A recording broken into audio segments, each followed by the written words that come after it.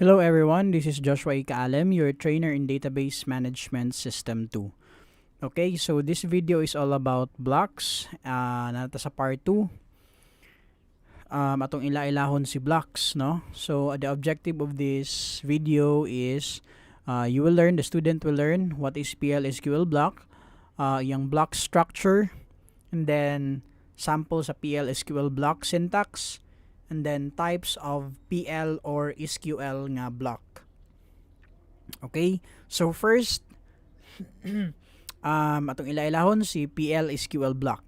Okay, so in PLSQL block, the code is not executed in single line format. So ang code diri sa PLSQL is dili siya gina-execute by single line, no? Kuan siya by group. Okay, so kung unsa imong gibutang diha sa imuhang block, kanang block is i-consider niya as usa ka i-execute niya na kausa. No, tibuok niya i-execute ba dili niya isa-isahon. Okay, gitawag gani siya nga block. Okay, by block ang pag-execute dili by line. Okay, so blocks contains both PL as well as SQL instructions. So nadiri imuhang code sa PLSQL ug ang imuhang mga queries, no, or SQL nga mga instructions dira makita sulod sa blocks. Okay, all these instructions will be executed as a whole rather than executing a single instruction at a time.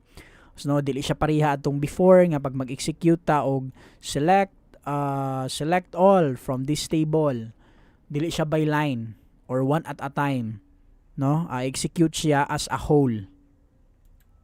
Okay, so block structures. So in PLSQL blocks, natay gitawag nga predefined structure in which the code is to be grouped.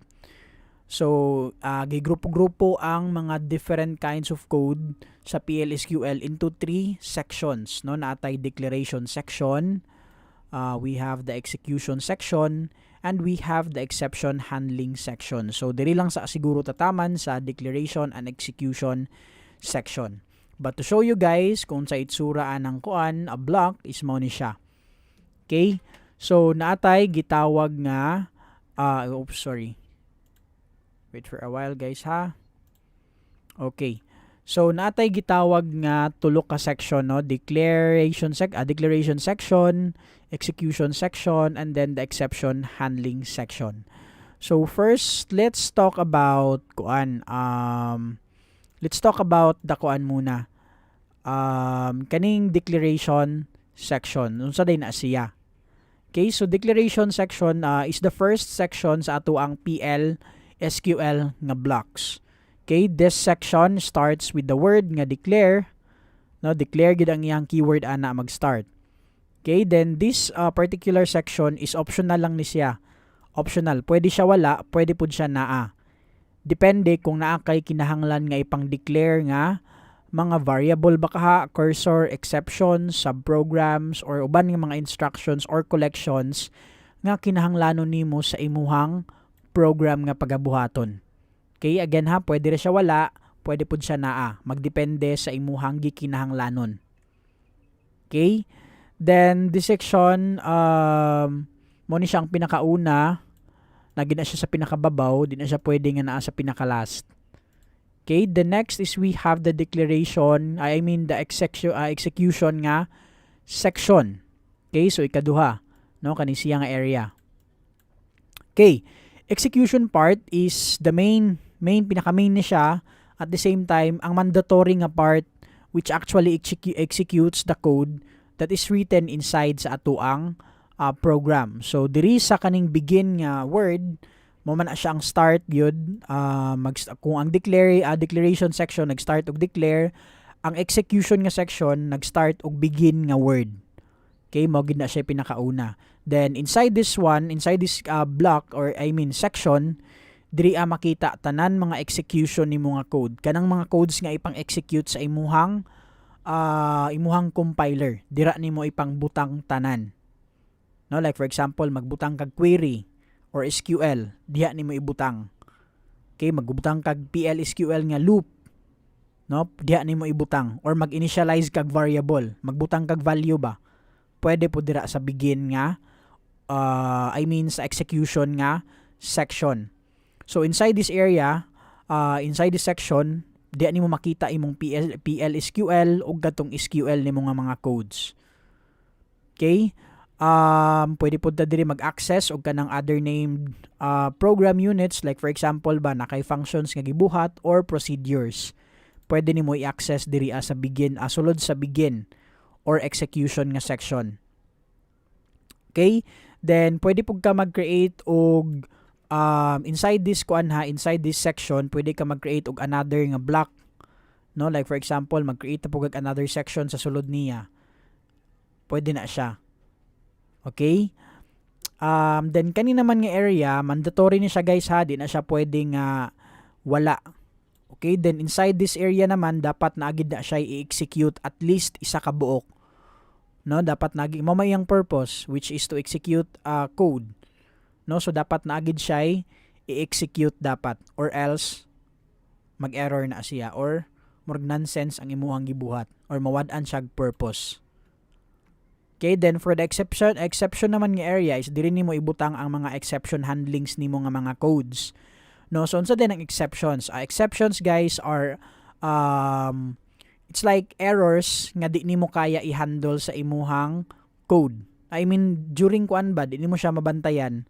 Kumbaga kaning mga error is mahitabo ni siya during the runtime na pagpadaga na sa imuhang program. So example guys, tahay na kay code nga 1 divided by 0. Is it possible to divide 1 by 0? Diba? Dili pwede. Bisan ganig sa calculator, mag-error na siya. No? So, imo na siyang i-handle. No? Using the exception handling ng mga codes. Diri sa sulod sa exception nga section. Okay, diri nimo na siya ipangbutang. Okay, so just don't confuse yourself muna. Focus lang muna ta sa declare and the begin nga areas. Okay, so to show you guys an example, no, before tamo proceed, paila-ila nako sa inyo ang duha ka klase sa PL or SQL block, no. So naatay anonymous blocks and then we have the anonymous named blocks. Like for example, balik ta diri ha. Naatay anonymous block. Oy, what's happening here? Anonymous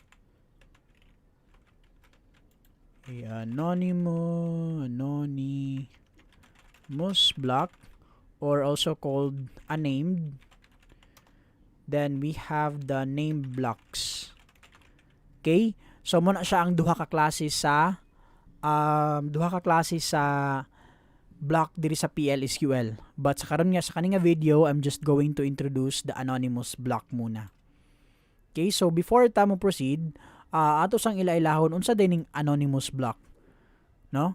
So PLSQL is a block of programming language. So program units can be named or unnamed blocks, no? So si PLSQL, kung nakadumdum mo before sa previous video, niingon ko nga usa ni siya ka programming language, just like mura siya si Java, mura siya PHP, no, nga na siya conditional statement, loops, no, mga iterations, the declarations of variables, data types, no? So sa kuan naman, program units here in PLSQL can be named or unnamed blocks. So for example, kanino si anonymous or unnamed blocks? Unnamed blocks are known as anonymous. Okay? Because it's not going to be saved dito sa ato ang database. Dili siya ma-save sa ato ang database. So it will never have a name. Mao nang wala siya name gyud. No? So we typically use anonymous blocks when building scripts, no, to seed data, no, magbutang tag data, mag-add og data, or perform one-time processing activities. Like for example, mag-retrieve ka og data, no, imong i-display sa imuhang system baka or imuhang console, no. Like for example ba katong select all from this table, no. So they are also effective when we want to nest activity in another PL or SQL blocks execution section. So katong gingon ko ganina during sa block structures nga sa anonymous block, pwede ka mag-create og another na pod block or anonymous block inside sa usa ka anonymous block. Mo na siya gitawag nga nested. Okay, a block inside a block. Okay? So try na tog himo og kuan. Simple nga ano. Try na tog himog simple nga anonymous block, no. Let's start with the word nga begin. Begin is the kuan, di ba? Execution nga section. So based sa katong giingon ako ganina gyud, mo ni siya ang mandatory. No, the rest pwede ra wala, like si declaration pwede ra to siya wala. Then si exception handling nga section pwede ra wala. Okay, so begin, then let's try to use the sys package nga dbms output dot put underscore line. Then let's try to say hello world. Okay, then ayaw kalimot sa end nga word. Okay, so end nga word is always na siya na always gidapat na siya present, kay mura na siya naghatag og command sa imuhang code nga mo ni siya ang katapusan sa atuang block, including the backslash nga code kana siya. Di po dapat na siya mawala, no? Kay kana siya naghatag og kana siya nga symbol is nagrepresent na siya nga mo ni ang pinaka last nga line sa kaning nga code or sa kana nga block. Okay, so now let's try to run this program. Unsay mahitabo? So na i-close, run the program. Then sa inside our console na inibutang dito nga PL/SQL procedure successfully completed. Pero murag walay nahitabo, no? Murag nag-input lang siya ginana, nagpahibalo lang siya nga gi-execute na niya. No, nagpahibalo lang ang compiler ba nga gi-execute na namo ning nga kaning nga code nimo or kana nga block of code nimo gi-execute na nako na. But kaning dbms output that put line mura na siya og kuan guys, sa kumbaga sa Java programming mura na siya system.out .print hello world. Mura siya gingon ana ba, pero naay kulang, natay kulang nga code. 'Di ba kung sa Java programming kung kani atong ipadagan nga code is iyaning i-print sa ato ang console, 'di ba? Sa ato ang compiler iyang ipagawas ang word nga hello world. But sa kani nga kuan sa PLSQL is naatay kulang, no, which is ang command kumbaga ang command niya is atong i-print diri sa ato ang console. Actually kani siya o kaning kuan diri kaning nga code, line of code is kumbaga gipasa lang niya ang hello world nga word or value didto sa ato ang compiler, sa ato ang kuan kumbaga iyan ang gi-buffer ba, no, na kumbaga na siya sa ato ang buffer nga area or sa ato ang storage, pero dili sa database ha, dili sa database nga storage, na lang siya sa ato ang engine kumbaga. Okay, engine sa ato ang Oracle nga engine, no, sa atong compiler. Then here comes kaning word nga or syntax or dili lang ta sa babaw, set server output on. Kani siya nga keyword is kumbaga gitagaan nato og command ang atong compiler nga tabangi mi nga i-print ang word nga hello world. Okay, more gid na iyang purpose sa kaning nga sample nato.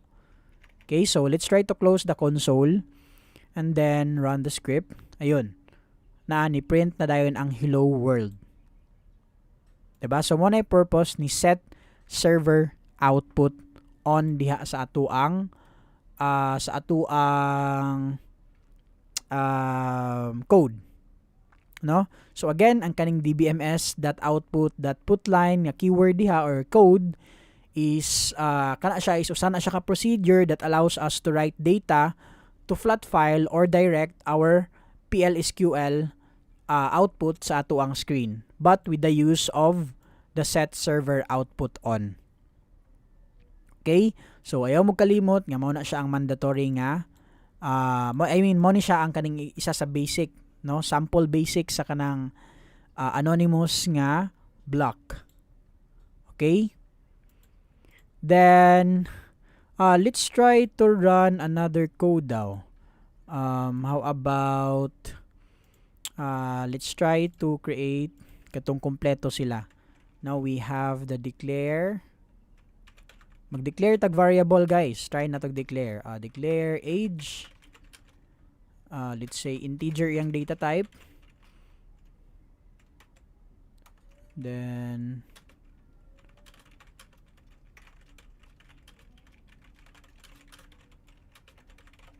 okay, variables.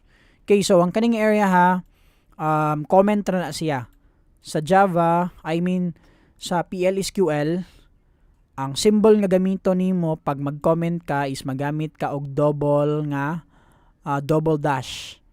Okay, or minus nga symbol.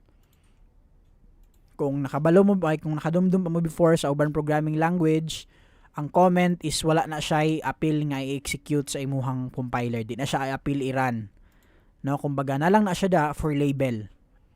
Okay, so single comment ni siya, double nga minus nga symbol or dash. Okay? Then okay, we have created the declaration section. Now let's proceed sa kadtong execution section, which is begin. Then inside the execution section, atong butangan og value ang ato ang gi-declare nga age inside the declaration section, no? So age equals for example 30.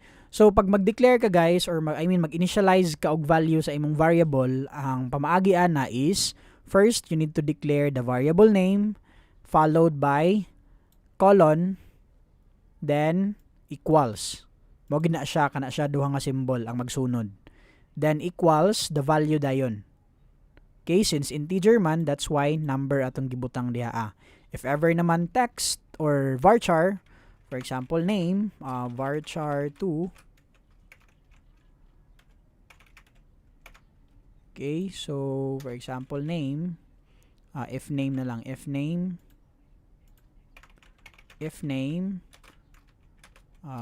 Josh. Okay, so inana pag-declare o pag-initialize sa value. Okay, so now atong buhaton is ato silang ipang print. So dbms output.put underscore line, then print nimo ang variable which is si age. Ay butangan sa nato og name. If name dbms underscore output put underscore line and the age and then the end nga keyword. Okay, yan, so muna ato ang code.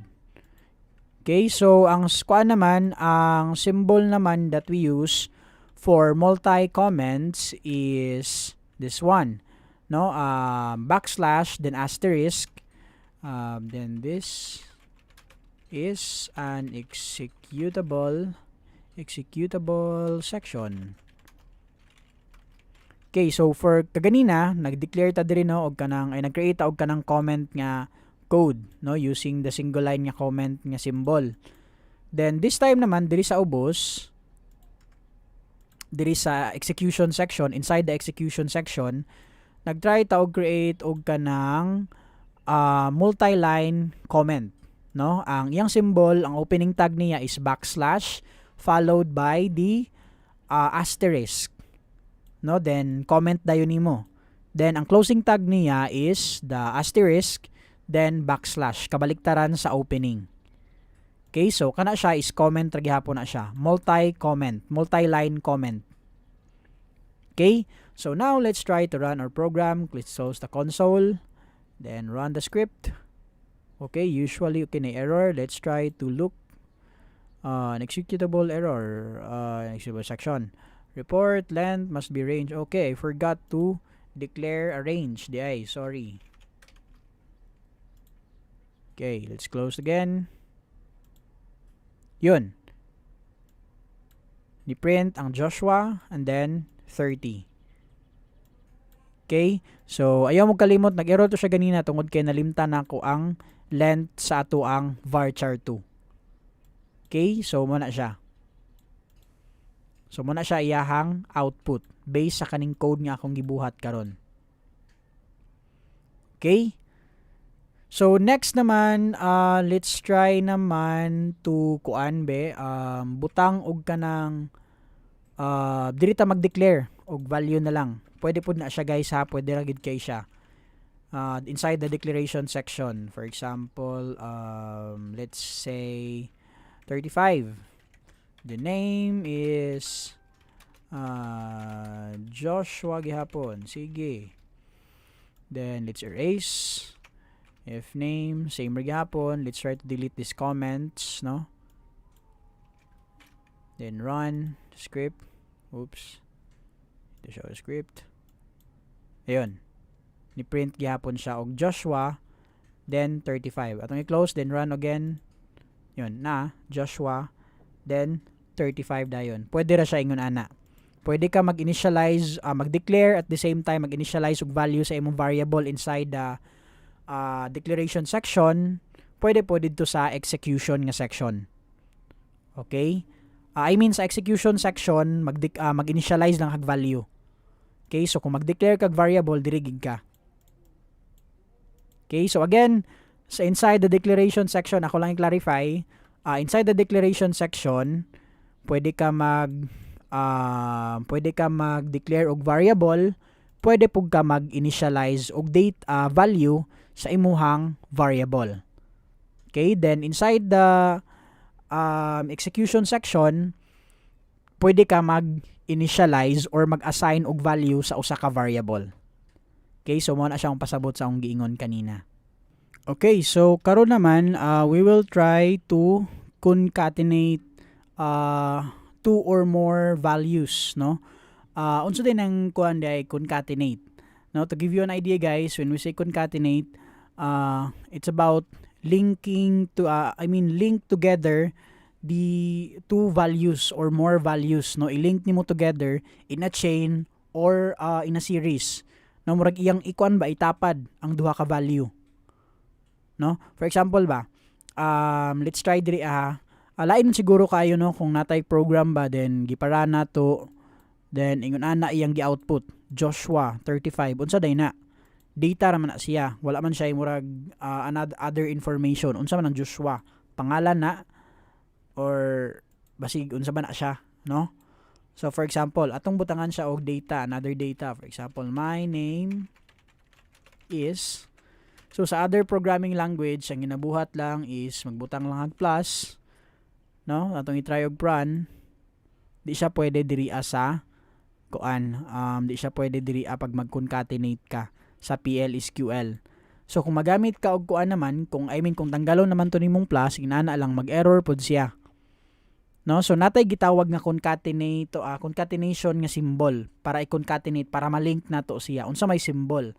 Ang symbol niya guys is duha ka vertical nga bar.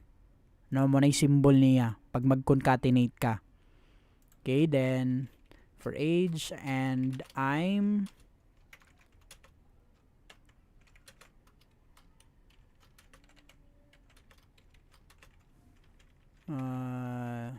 years old.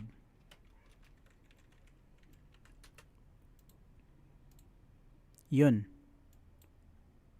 At asang i-close kaya para mas klaro na narang output. My name is Joshua and I'm 35 years old. Okay, so pag mag-concatenate ka, gamit kog duha ka vertical nga symbol, diri naman dire na kay diba si if name ug si age kay variables man na sila. Okay, kay kung wala ni mo na siya, mag-error na siya. Di ka pwede mag-combine og ingon ana. Dapat na agid tong concatenate nga symbol, which is double vertical nga symbol. Okay, last part sa ato ang video, pwede ta magamit og kuan pod a conversion diri sa PLSQL. For example ba, i-convert nimo ang number into string or string to number, mugamit ra ka og kadtong keyword nga to car. Ang kanang to car nga keyword is ginagamit na siya to convert number or date to a string. Ang number ang number or ang date ba kaha nga format or data type is i-convert nimo ang value into string. So next naman is natay kadtong to number. Kumbaga iyang i-convert ang kadtong string into a number. Okay, so atong i-try. For example, si kuan be, integer or varchar 20, 15. Okay, so ito i-convert. I-convert ang num2 na lang ni siya, num2.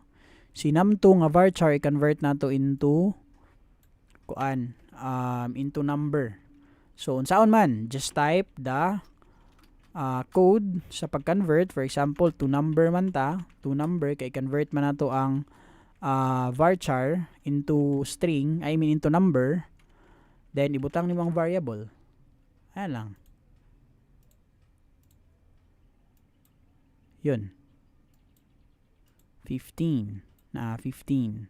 So kanang 15 karon is usa na siya ka number, di na siya varchar. Kay convert man nato using the keyword nga to number. Okay, if you want naman to convert a number, a number to string, just type to car, then age. From character, from number or integer, i-convert nimo into character. So I think that's it for this video. I hope na amoy nasabtan.